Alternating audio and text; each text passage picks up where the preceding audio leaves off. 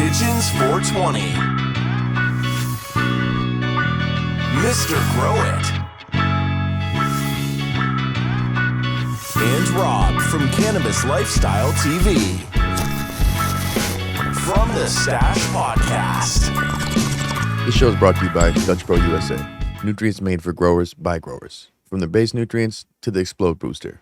Dutch Pro USA is bringing you the essentials that all growers need without the extra bottles. Visit Dutch Pro USA or find their products on Amazon.com. Spider Farmer LED. One of the leaders in affordable quality LED lighting for growers. From the SF Quantum Board series to the SE Bar style LEDs. Spider Farmer has you covered without breaking the bank. Find Spider Farmer LEDs on Amazon.com. And AC Infinity. Innovators in the air game, providing state-of-the-art inline fans, tents, and more to the home grower. Visit ACinfinity.com or Amazon to pick up some of their products. And you could save money with any of these brands by checking out the discount codes below in the description. We've hashed it out a few times in regards to a few different topics with you. But we were going to hash out breeding. Breeding. Oh, kinda I just- think he knows Thanks. one or two things about Ripping. that for sure. We thought we'd been a rookie on deck here to give us a little first-time analysis. Yeah, it would make just sense. kidding. It would make sense. You The know, legend himself. I think he's done a couple. You know, we were hoping to have a dog father tag along with you as well. I don't know where he is, but it'd be nice to have. Yeah, I feel like he's a nice middleman to simplify some of the stuff because he's slightly newer with it. He's way too fucking humble about it, but he's a little newer with it, and he breaks it down for me a lot of times. I'm like, oh, okay, layman's terms, that makes sense. Vader gives me the exact science, and then I hear the rest with basically dog, which being here, Rob, dummy, here's how you do it. And I'm like, oh, good, thanks, bro. Well, that's just it. It can be pretty complicated because I've never tried it. And I look from the outside in constantly, at least when I watch you do some of your work. And it's like, if you were to give any advice to someone who is just starting out breeding, if whether it should be like a little bit of experience in the garden, I would hope. What would you give off? I think, at the very beginning of anything, one, I'm sure Bago's just caught up in something, but it would be nice to have him here. It does feel good to have his presence. Yeah, no, and I'm totally with you that he can break it down. You can get pretty complicated and you can get a little overwhelmed with it, right? Feel like you're into the deep end a little quickly. At the same time, I think starting off, it's just to keep it simple, not to worry about getting too crazy or to overthink trying to, all the different stuff that needs to happen with stabilizing and mono and all that stuff. Like, it's just about starting off with the real simple stuff, now, depending on your situation, whether or not that's going to be like cannabis has its version or what we call feminized breeding, right? So there's that simplicity to get to down one path, and then there's what we consider true breeding, which is going to use like true males and true females. Of course, cannabis itself still is going to have those traits that it wants to pass on. So you'll get some of that selfing, as we call it, where the females can show and throw the male parts, and it's going to end up throwing out some pollen, and that is going to produce seeds, but it's not going to be true, as we call it. So it's not going to have the genetic chromosomes for running with male and female. You'll still get seeds out, but you'll need to introduce a true male again to get that XY back instead of it being like XXY, etc. Just on that like really complicated level. So it's like throw that all away and don't worry about it. Just know that cannabis is going to be different. Plants are different than humans, and even though our genetics are so similar technically, just in the evolution over the whole span of this planet, or maybe then the aliens dropped it, who knows? But in that That's regard, our next conversation. yeah, we can get into that later. No, in just the simplicity of it, again, without getting too crazy, that you can just pick up some seeds, and I generally recommend people as beginners go for true breeds. So try and do males and females. You'll know the parts. You won't have to worry about any complications that come from that. When you use females to hermaphrodite and then put their female pollen on other females, you can run into more genetic mutations, issues like that much quicker. You could have a worse time, have some issues, whether that's some hermaphroditing, whether them just having genetic issues where the flowers grow funky, or maybe they just don't sprout well, all that stuff. If you're new to growing or even just breeding itself, it can be a little overwhelming because you might run into something that will discourage you from continuing in the future. So starting with something really simple, like, hey, you got some good male and female seeds. You sprout those out. You get to look and see what the males look like, what the females look like. Getting familiar with those structures, especially with a particular strain, is a great place to start. So pick a strain that you like, that you're interested in. Maybe, hey, you've it has a bit of a variety to it. You could start with things that have been what we call stabilized. A lot of people use stabilized for specific traits, so you'll hear that thrown around. Oh, this one's stabilized, so it's fine. But truly, in breeding and agriculture and everything, especially the way the community's going, just remember that if you're going to talk to most people in just ag in general and anything else, that when you talk about stabilizing, you're saying that you're going to end up setting up like a monocrop, so that all the seeds are going to come out. I mean, and truly that they're all going to come out looking like they're clones. You're going to pop the seeds and they're going to be pretty much 90% plus similar to each other. If you really get it down, it's going to be, except for a few phenos that are going to be a little runty or whatnot, they're all going to look like clones or twins, right? Or triplets or the beyond. So they'll all be stabilized or the same. You've gotten all the traits stabilized down to pretty much no matter what seed you pop, it's the same out. But you do that too long and you end up having an issue. So that's where starting with something that has a little bit of variety to it, going to be pretty similar, but you're noticing you're getting some different phenos from it, maybe a slightly different taste, a little bit different structure. That's a great place to start because you're going to know that they're pretty similar. And then you're going to be able to start growing out your males and your females and recognizing the traits of what they are putting out. And then when you mix them together, those males and females, then you're going to be able to, just like with humans, oh, mom's got blue eyes and dad's got brown eyes, and which one's going to end up having, you want to get brown eyes out of it. So, like, how many crosses does it take to get that? Sometimes it's that you put mom and dad together and you get 50-50. Sometimes you get 25%, 75%, and you'll know what direction you go. So that's the simple way of just starting with a real simple trait. Like, I'm looking for something that goes a little bit more color, a little bit more purple, but holds that lemon taste that I love. So that's a great project to start working on and not to be overwhelmed by it. But and then as you get it through that, then with those strains, you'll start to understand them a little bit more, and then you can bridge off to other things. But you will run into real basic stuff like sometimes you're just not going to get gas out of purple. Anything that's going to start promoting xanthophyll, which is the color purple instead of over chlorophyll, and that xanthophyll there, purple, right? I'm sure you guys know, or like many know, that that color there is helping warm up the plant. The sun needs to warm up the plant a little bit more. It's closer to fall or winter time. The sun's lower. It's getting colder. So it needs to be able to move its xylem and phloem up and around. It's going to go purple for that trait. Now, it just happens to be with cannabis, and for a long time, it doesn't mean you can't get it out, but the gas that you get from even like a diesel or an OG diminishes greatly anytime that you see that trait. So it's not to just correlate them together, but those are the things in the thousands of traits that there are. Sometimes one ends up being more dominant and more recessive, as we say in the gene. So that's getting the gene stuff. And again, not to get into like super heavy genetic terminology for those that are just like waltzing right into it, but it's something to think about on a real basic level, that sometimes if you're going for a certain trait, a flavor profile, a structure profile, something else will just change, and you can't get it that way. You can't, it's extremely difficult to be able to find the right recessive and right dominant genes to get it to be purple and to have that gas. So if you also find that, don't get discouraged either. Sometimes you just got to move on to maybe a slightly different strain, something with some slightly varied genetics. And then, so once you've got it, like, oh, I've got this particular strain down, strain A, pretty good, right? You've been through 3 or 4 breed rounds, you get the idea of how the males look, which males are going to pass on the purple. Then you can say, hey, I'm going to go grab, this was an indica strain. And we're just speaking really basic terms without getting into definitions. And then I'm going to grab something that is traditionally more a sativa and see if those genetics with the purple are going to hand off the purple, but the genetic of the indica gas will hold on. So Yeah. Fucking That makes gems, sense. bro. And So yeah, now broke it let me down. ask you start a little this. slow. So, We're all so good. you, Let's go. you kind of touched on it. It's you found that plant that you like, right? All the characteristics you're looking for. How would you go about like stabilizing that? Because I know some of these breeders, they're looking to actually they want to capture that, and then they want to distribute that to their community or to their followers, whoever. How would they go about stabilizing so that their offspring have those characteristics?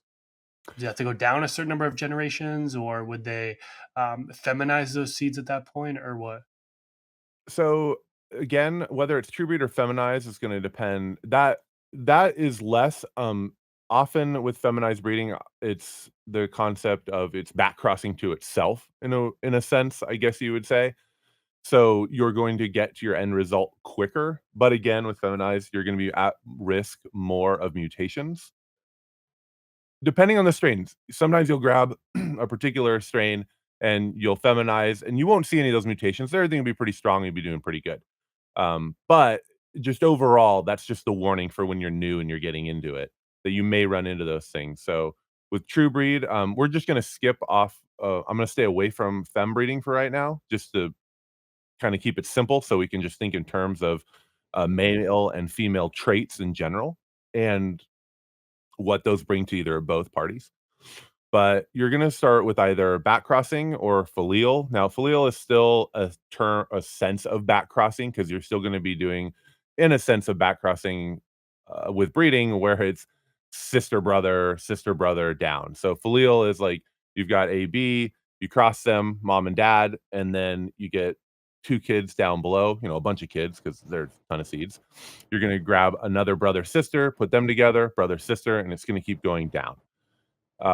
And then that's how you're going to stabilize your traits. So if that's just true. Now, the other option in back crossing is you've got mom and dad at the very top, and then you get kids, and then you'll take mom and you'll take son and cross that to mom, and then grandson to mom, and then great grandson to mom.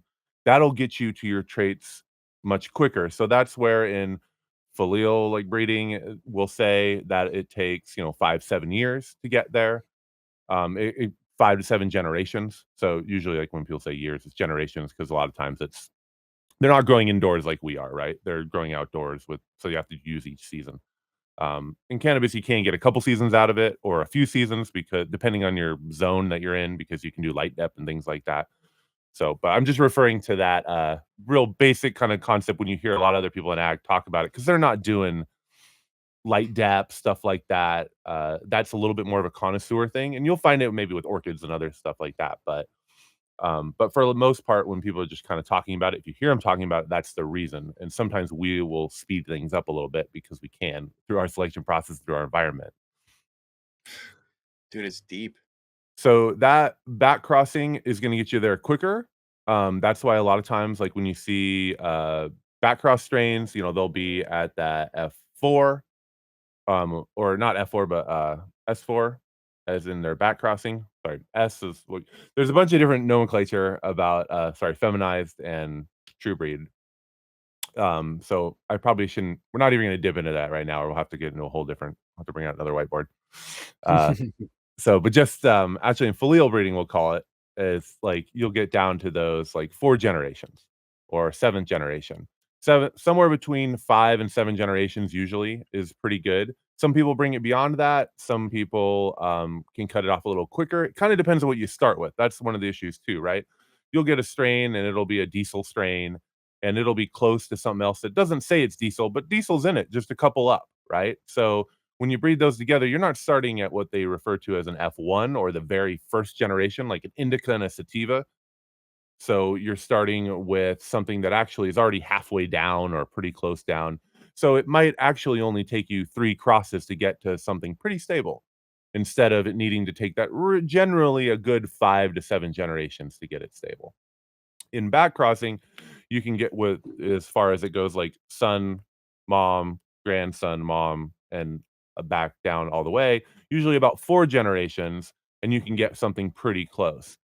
And then if you kind of look into it, depending on the strains and depending on the lineage that they do come from, often it was like kind of a trope that like the first generation would be pretty good, second generation would be kind of weird, third generation might be kind of wonky, then fourth generation suddenly kind of brings itself back together. So even in back crossing, you'll see the heightened concept of mutations because you're back breeding and inbreeding to itself, and you'll see a higher level of that. So which is why just doing the true breed male female filial breeding son daughter, son, daughter of the next generation down is going to give you the best results with the least amount of possible mutations generally. So that's usually the best place to start and to kind of get your mind there. And that's traditionally in breeding in regular agriculture because every year you season, every year you get seeds. You don't store clones. We do, right? We hold a mom.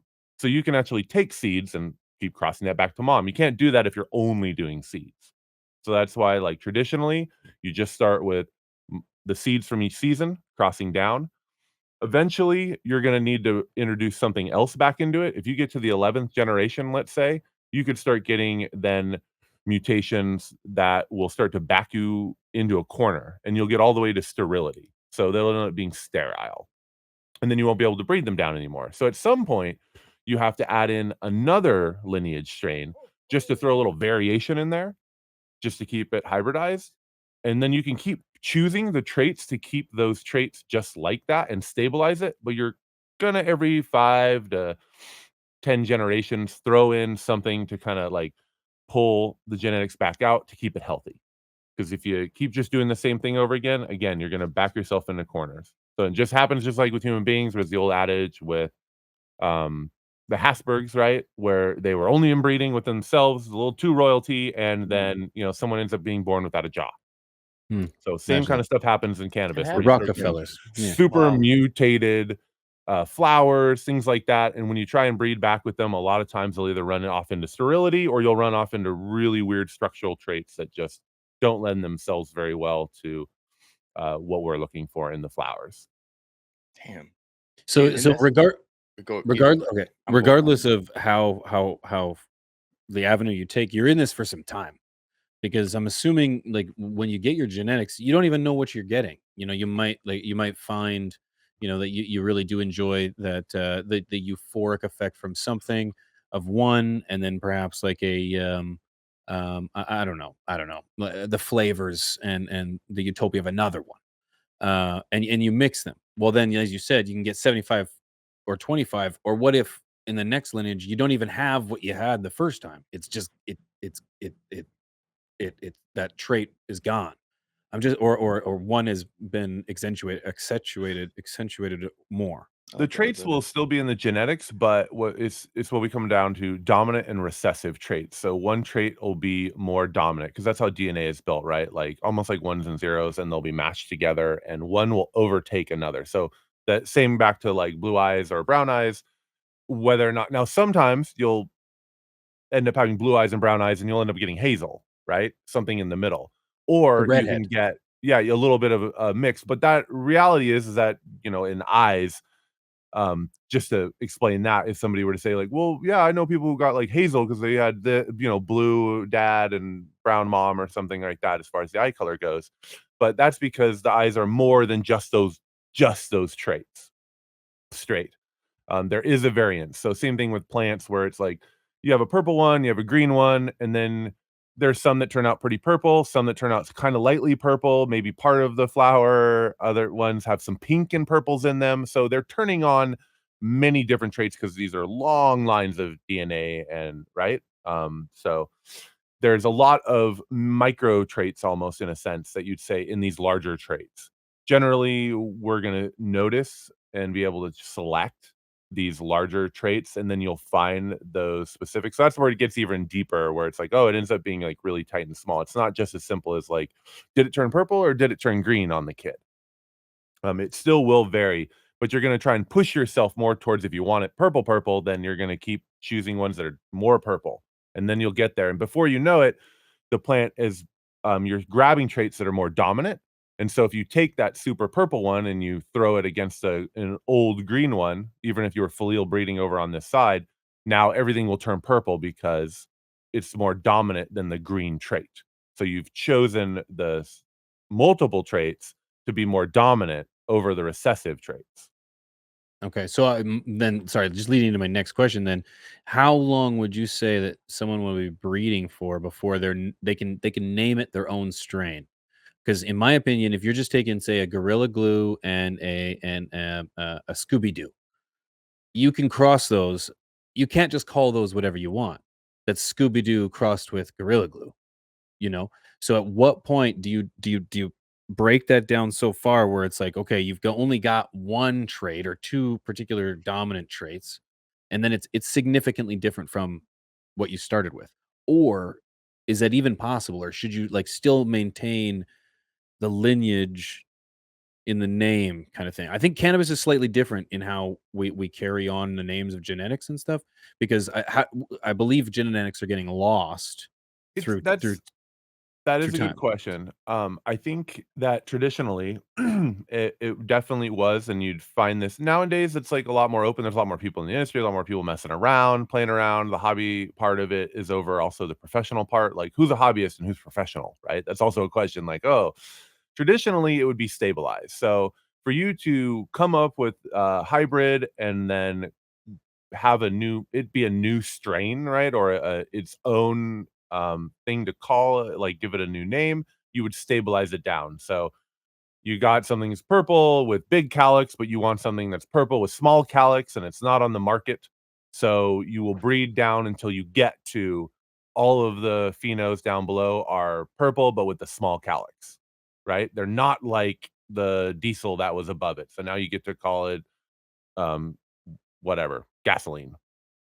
So it's a gas, but it's slightly different, so now you get to name it yourself. That would be after you've stabilized it. Traditionally, that's where those names would come. Now, of course, in our market, and I absolutely do this too, and you see it with breeders when you're in your own program. If you were to take it, this is where you kinda get into that little bit of the weeds about, like, where other people have strains that they've developed, and then you just breed with it right away and you F1 that. And then is that something worth naming or whatnot? We do that in our industry and I do it too. It's just a part of identifying like, hey, like these ones have specific traits and they're going to be that way. So I think it's just more about being open about it and being clear that people understand what they're getting. Like when That's we fair. have something that's like going to be more of an F1 hybrid and it's going to have a variety of genetics in it and a variety of phenotypes, then we just try and make that open. I think it's okay to name those strains something. Hey, that comes from that. But you should also kind of be able to follow along and know what those State the lineage. yeah, just state the lineage in general. Overall, we don't really there's not so much of a press in our industry or community to really document and keep it really clear F1, F2, F3, or S1, S2, 3, if you're in FEMS. And then vice versa. What do you do when you're F1, F2ing seeing true breed down 3 generations? Then you do a few generations of, say, feminized breeding or a couple, and then you go back to true breeding. You take an old grandparent from that same lineage strain and get back into the fem just to kind of get the true breed back out of it. Then then you get really deep into those genetic trees. So we don't see that published material too often. We take note of all of our stuff and have material for that, right? We do log everything, but even us, we don't really get into the whole weeds of publishing all that, and you don't see that in the industry. It'd be great if we all did that. One of the reasons I've done that in the past, one of the reasons I haven't though is that people miss they take that information and speculate about it a lot, and it gets really confusing for people. So I think that's one of the reasons that we don't see that happen is one, people lose that information, and then two, people are confused about what those strains are really. Because kind of like you mentioned before, if I get something, I have to really trust from a breeder or from someone else that it is that thing. So when we get stuff, we kind of our intuition is what we end up using from and not just intuition, but our experience. So, like, if you're familiar with diesels, again, then when you grow diesel seeds out, you're gonna make that selection process of, like, "This is like diesel." Or if you get something for someone and you're like, "No, I have a lot of experience with diesel, and this is not diesel. Someone is misrepresenting this. Maybe there was some diesel in it, but when they made their selection, it went way more Yes. Mendo, right? And now this should be identified as a Mendo strain." So you'll end up kind of taking that for granted, and so many people do, and so many people miss what traits actually are. And anyone who has a lot of or a decent amount of experience with cannabis and even getting into breeding and trying people's stuff out, has run into plenty of situations at which you realize, like, you might go along with, like, "Oh, that's nice," when someone's calling something gas, but realize like they're off the mark on gas. I get it, but they've picked up gas as earthy, right? So there's Or an they picked up earthy gas thing, that's just smelly. yeah, or smelly, yeah, It just that kind of stinks Or stuff. loud. taste. People are describing Yeah, gas as and it's taste. It's like, hard. oh, it tastes You have like to have a gas. lot of What the experience fuck to does gas really taste? differentiate those different traits. So unless you're actually getting terpene tests and things like that, and even then, how someone interprets it in their own senses is also slightly different. So this is where we start to really Massive. get into the weeds, and which is why like the connoisseur part comes into this like really deep conversation. It almost becomes philosophical about like breeds and traits and how they're going to be passed around because the speed moves so quickly. So many people are doing it, whether it's on purpose or even by accident. We've all been there where something along the line hermaphrodited, threw some pollen on something else, you got some seeds, you saved them for a couple years, you liked both those strains. For whatever reason, on a whim, you grow some out and you find something crazy. It's like, okay, shoot. So that being passed on, even like that stuff does happen and it's totally viable. So people, when even people ask, like, oh, hey, I had something herm and should I just throw these seeds away? Like, no, I mean, it's up to you whether or not you think it might make something, check it out. There's nothing wrong with that either, as long as everything's healthy.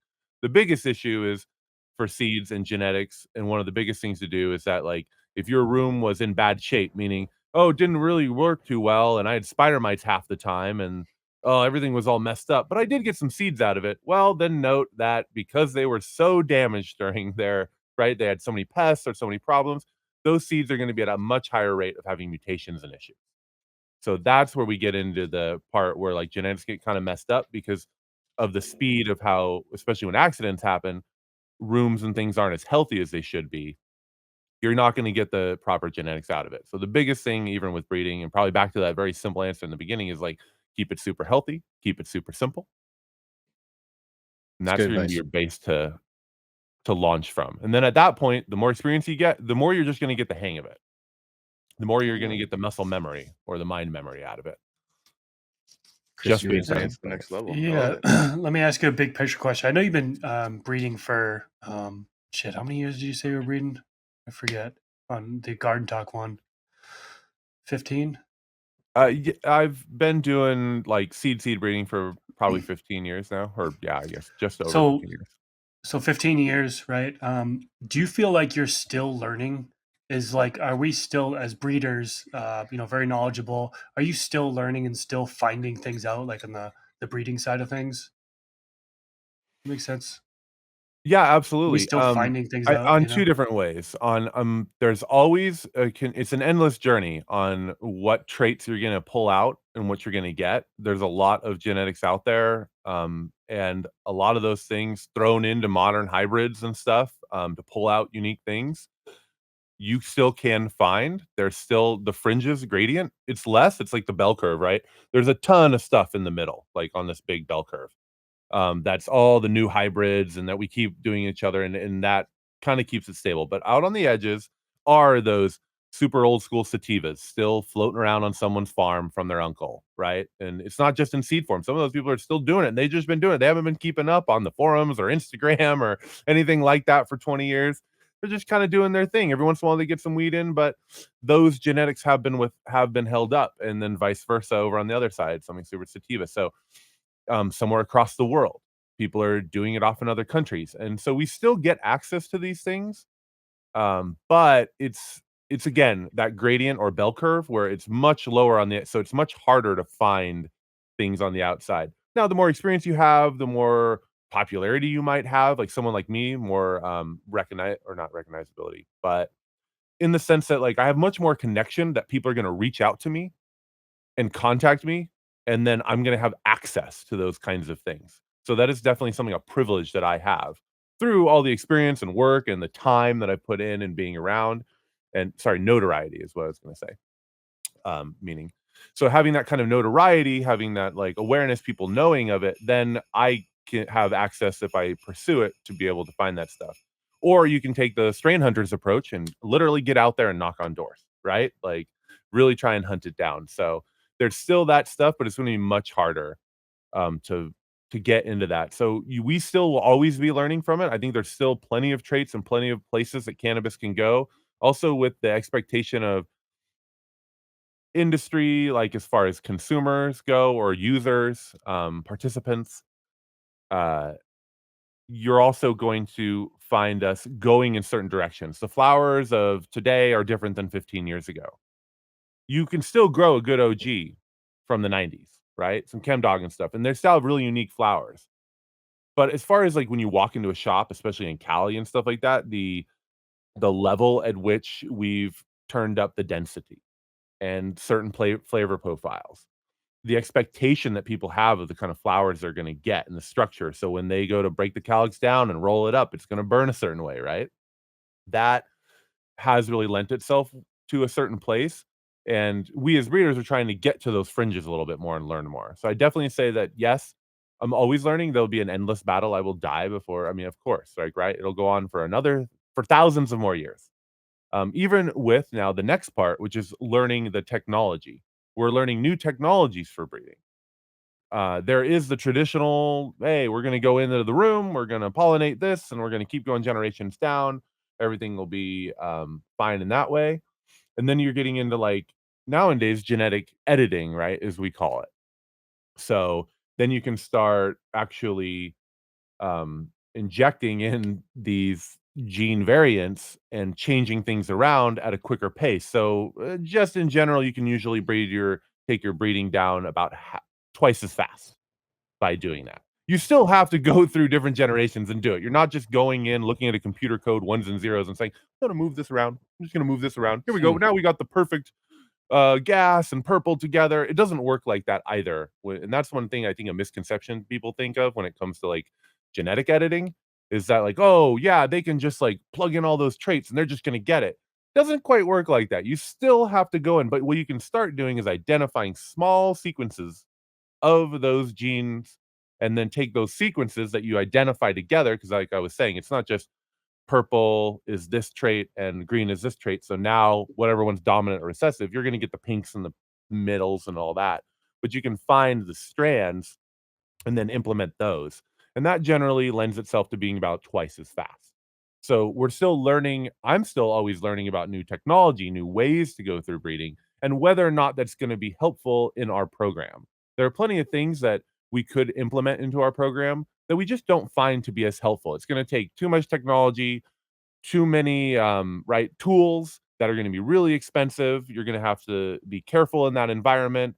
I think it's the same way that like if we just get into like a really small example is tissue culture. That's a bit more of an advanced technology when it comes to cloning. Anyone can take a plant and this tall and cut it at the base, put it in soil with water, and there's a decent chance in a lot of healthy, at least old school strains, things just gonna root. You don't have to, there's no rooting compound, you don't need anything special. Nature's gonna do its work. We've gotten more finicky nowadays where we've like chosen a crazy plants and then we've cloned in a certain way, so we're used to seeing it that way. But that's real basic cloning. Advanced technology like is yes using clonex or using a hormone or something like that to start promoting it, but then you start getting into tissue culture where you're going to need to have these extra tools like augers. You're going to need to know about them. You're going to need to know the mixes. You're going to need to have a sterile environment, so a hood to do it in, so you don't have any extra fungi or bacteria or something that take over and end up having a problem. And that requires the facility, the tools, and that's a lot of extra money. So it depends on that technology as well, which is why it's always good to educate yourself about the technology, even try the technology out, see if you can get access to something, if it works for you.